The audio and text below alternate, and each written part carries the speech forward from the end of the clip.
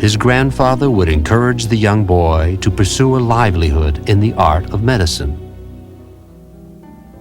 As a physician, of course, he would have to study astrology. That was the first subject to be studied in medical practice. And I'm sure that the clear skies of Saint Remy de Provence attracted his attention. I'm sure that his grandfather encouraged it. Jupiter, being more joined to Venus than to the moon, appearing in white fullness, Venus hidden under the whiteness of Neptune, struck by Mars through the Milky Way. Michel de Nostradamus, 1555.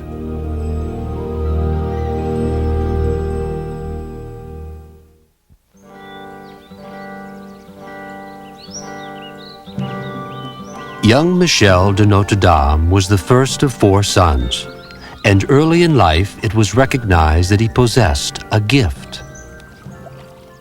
Nostradamus had visions of the future even from early childhood. He didn't understand where these were coming from. He would have nightmares and dreams where he would see things and he couldn't explain them to people. His grandfather was the one that recognized the abilities in the child as a young boy and would have helped him not only in his studies but also in his development of those abilities. By 1517, Michel de Notre Dame turned 14 and was sent away to the ancient walled and towered city of Avignon to enroll in a curriculum of rhetoric, mathematics, music, and astronomy. Nostradamus had unorthodox beliefs about astronomy because in his day, according to the Inquisition, they believed the earth was the center of the universe. The sun, everything revolved around the earth.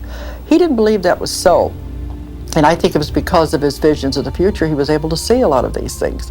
He came to the belief to know that the earth revolved around the sun and that there was much more to the universe out there. It would not be for a quarter of a century that the Polish astronomer Copernicus would publish his theory of the solar system in a book called Revolutions of the Heavenly Spheres. Not yet 20 years old in 1522, Nostradamus, still a young student, would quickly progress to medical school. I, Michel de Notre Dame, of the country of Provence, of the city of Saint-Remy, have come to study at the University of Montpellier, of which I agree to observe the rules, the rights, and the privileges, both present and future.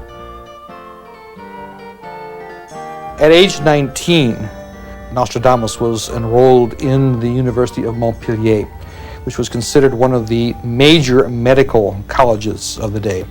Also, most of the faculty was of Jewish background, so he fit right in, and much of the learning, much of the education, the scholars of the day, this was the center for medical research.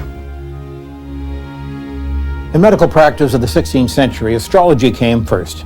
The doctors had to know astrology, had to be able to apply it, and they certainly had to know the birth date and the geographical location of the birth of the patient. That was all important, because diagnosis was done primarily through the astrological signs and portents. One of his aspects of education was not only in the science of healing, but also the metaphysics of healing, because he realized that it was not simply the healing of the body that was important, it was also a healing of the spirit and the soul. A prodigious student, Michel de Notre Dame received his medical degree after only 3 years and was honored with the four-cornered hat of a physician. But he was yet to be known as Nostradamus. Upon his graduation as a physician from the University of Montpellier, Michel de Notre Dame would take the Latinized version of his name. Notre Dame, Our Lady, would become Nostradamus. The year that Nostradamus obtained his medical license, an epidemic of the plague was devastating southern France. A chilling description of such an epidemic was left behind by Nostradamus' son, César. Persons stricken by the furor of this malady completely abandon all hope of recovery. Their houses are abandoned and empty, men disfigured, women in tears. The stretcher bearers work on credit.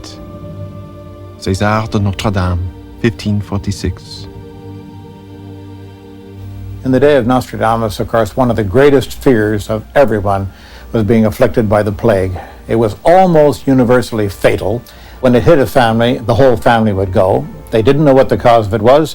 It was spread by rats, and the rats' fleas, of course. And Nostradamus and other physicians were busy every minute of every day, and they traveled all over Europe ministering to the sick. At that time that Nostradamus was living, the plague actually was considered a series of different kinds of diseases. But the most prevalent was what was called the charbon, which was the Black Plague. And unfortunately, most of the medical doctors at that time had no method whatsoever of combating it. Most of them dressed in horrible-looking garb made out of leather, soaked in garlic, and they had treated their patients with potions made of mercury. Medical science at the time was crude. Thousands died not only from the disease itself, but from the practice of bloodletting and other treatments of primitive doctors.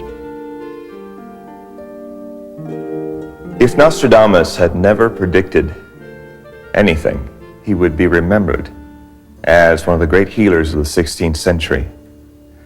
He had many progressive ideas about hygiene. He would not bleed his patients. He would make sure when he came into a town that the people had clean water, that any corpses in the streets would be immediately removed.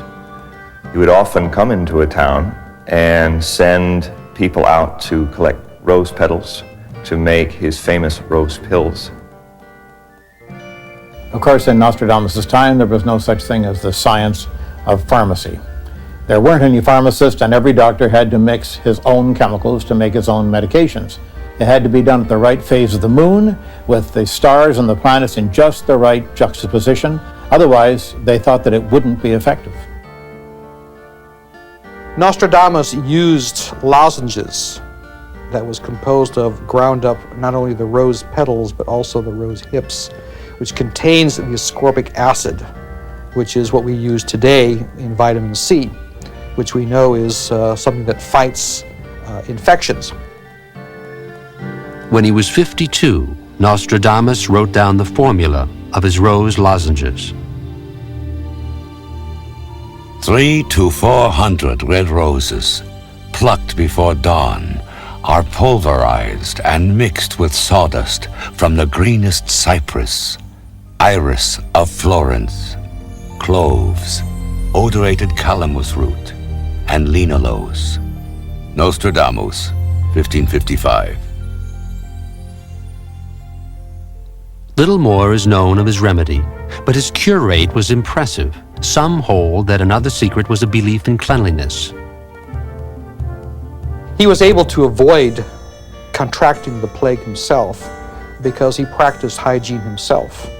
And this is one thing that he insisted on, that for himself, before going into the patient, that he himself was clean as well as the patient themselves were clean. Nostradamus enjoyed a growing reputation as he traveled throughout France treating the plague. While Nostradamus was traveling throughout southwest France, he received word from Jules César Scaliger, one of the leading scholars of the day, that he wanted to meet with him and to communicate with him and basically just share the knowledge and wisdom together.